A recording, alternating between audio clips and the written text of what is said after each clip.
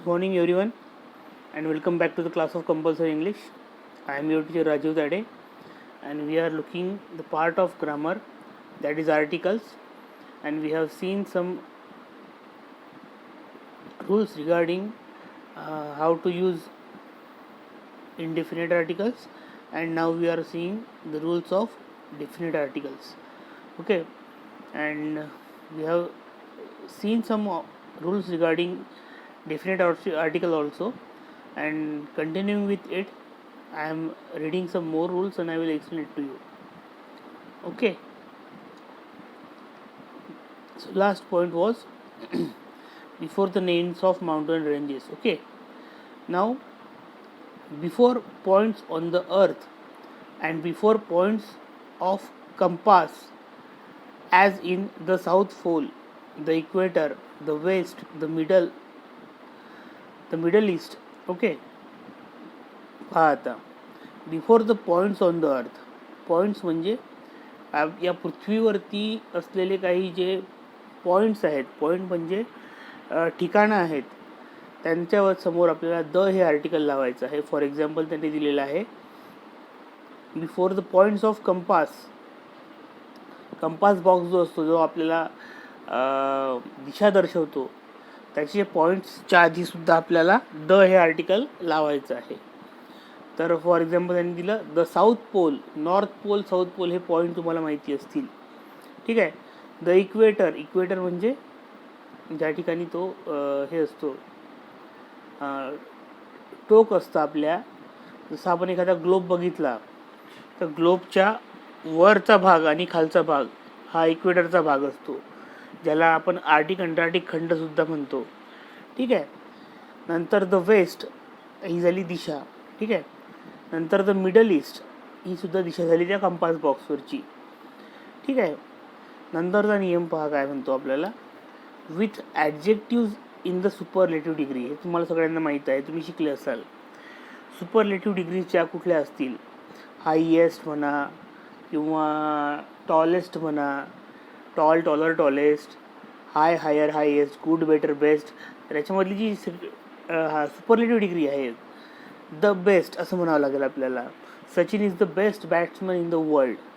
तर त्या हिशोबाने आपल्याला ज्या काही सुपरलेटिव्ह डिग्रीज असतील त्याच्या आधी आपल्याला द हे आर्टिकल लावावं लागतं. या ठिकाणी त्यांनी एक्झाम्पल दिलेलं आहे, Suzanne is the fastest sprinter in the college.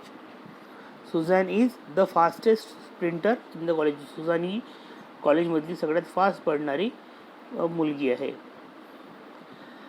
Before, नंतरचा नियम पहा, before adjectives when they are used as nouns referring to class of people, animal, things, etc.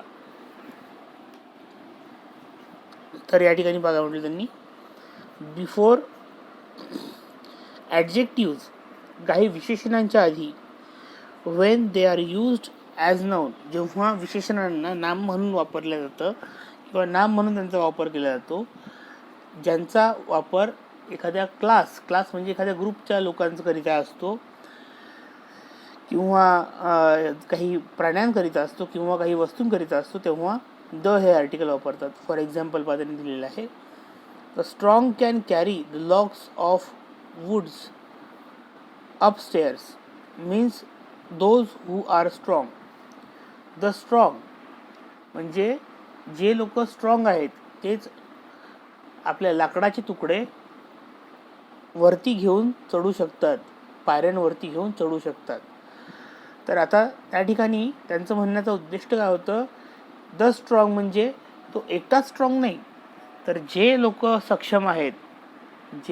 सक्षम आहेत, तो ओंडका पायऱ्यांवरून चढून वर नेण्याकरिता सगळेच त्यामध्ये आले. तर त्या सगळ्या क्लास, त्या स्ट्रॉंग लोकांच्या त्या पूर्ण ग्रुपला रिप्रेझेंट करणाऱ्यासाठी तो स्ट्रॉंग वर्ड तिथे वापरलेले आहे. तो विशेषण आहे, तो पोरग कसा आहे तर स्ट्रॉंग, पण इथे जो स्ट्रॉंग म्हणजे तो विशेषण आहेच, परंतु त्या ठिकाणी त्याचा वापर नाऊन म्हणून केलेला आहे. ते स्ट्रॉंग लोक. ठीक आहे, असं त्याचा अर्थ या ठिकाणी होतो. एखाद्या ॲडजेक्टिव्हचा वापर नाऊन म्हणून केले असल्यास त्या ठिकाणी द हे आर्टिकल वापरतात. एवढं लक्षात ठेवा तुम्ही. नंतरचा नियम पहा, before the names of the holy books.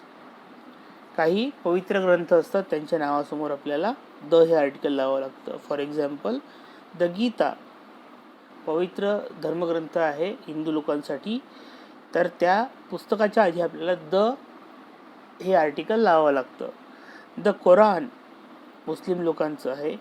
The Granth Sahib Punjabi लोकांचं आहे. तशाच प्रकारे ख्रिश्चन लोकांचं जर असेल तर द बायबल तुम्हाला त्या ठिकाणी द लावावं लागेल. ठीक आहे. अशा प्रकारे आपल्याला पवित्र ग्रंथांच्या समोर द हे आर्टिकल वापरावं लागतं. नंतरचा नियम पहा, before the names of well non buildings. काही ज्या वेल नोन बिल्डिंग्स आहेत, स्मारक किंवा आपण वास्तू म्हणू त्यांना. वेल नोन बिल्डिंग्स म्हणजे प्रख्यात वास्तू. The names of trains and the names of newspaper. आगगाड्यांची नावं, वर्तमानपत्रांची नावं त्यांनी एक्झाम्पल दिलेलं आहे. तर राष्ट्रपती भवन, आता राष्ट्रपती भवन आहे आपल्या देशामध्ये, तर त्या राष्ट्रपती भवन नावाच्या बिल्डिंगला आधी आपल्याला राष्ट्रपती भवनच्या आधी द हे आर्टिकल वापरावं लागतं. नंतर ट्रेन जर असेल एखादी, तर राजधानी एक्सप्रेस. आता या ठिकाणी राजधानी, आपण अंबा एक्सप्रेस जर नाव असेल तर त्या अंबा एक्सप्रेसचा उल्लेख करताना आपल्याला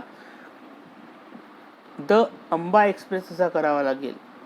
आता आपला जो अंबानी आहे त्याच्या बिल्डिंगचं नाव आहे अँटिला, तर त्याचा उल्लेख करताना आपल्याला द अँटिला म्हणावं लागेल, द ताजमहल म्हणावं लागेल. तर वास्तूंसाठी द, प्रख्यात वास्तूंसाठी द, ट्रेनच्या नावांसमोर द, आणि वृत्तपत्रांसाठी पहा या ठिकाणी द इंडियन एक्सप्रेस म्हटलेलं आहे. आपल्याला सकाळ म्हणायचं असेल तर द सकाळ, द लोकमत असं त्या वृत्तपत्रांचा आपल्याला उल्लेख करावा लागेल. त्यांच्या आधी आपल्याला द हे आर्टिकल वापरावं लागेल. Before the plural forms of proper nouns. Common noun, proper noun तुम्हाला माहिती आहे. ठीक आहे. सामान्य नाम आणि विशेष नाम. तर जे सिंग्युलर फॉर्ममधले विशेष नाम आहेत, टू सजेस्ट द कंपॅरिझन, जेव्हा त्या ठिकाणी कंपॅरिझन असतं त्या ठिकाणी आपल्याला काय करावं लागतं, द हे आर्टिकल वापरावं लागतं. या ठिकाणी एक्झाम्पल पहा, अनु is the Sania Mirza of our college. तर या ठिकाणी पहा कंपॅरिझन आहे आणि सिंग्युलर फॉर्ममधलं प्रॉपर नाऊन आहे सानिया मिर्झा. तर त्या सानिया मिर्झाच्या नावासमोर आपल्याला द हे आर्टिकल लावावं लागेल. Implying that she is brilliant tennis player. या ठिकाणी त्याचा अर्थ काय होईल की ती अनु जी आहे ती कशी आहे, खूप चांगली टेनिसची प्लेयर आहे. नंतरचा नियम पहा, before names of countries which consist of more than one word. काही देशांची नाव, ज्यांचे नावांचं जे नाव आहे, ज्या देशांची नावं एका शब्दापेक्षा अधिक शब्दांचं बनलेलं असेल तर त्यांच्या नावासमोर द हे आर्टिकल लावतात. म्हणजे फॉर एक्झाम्पल,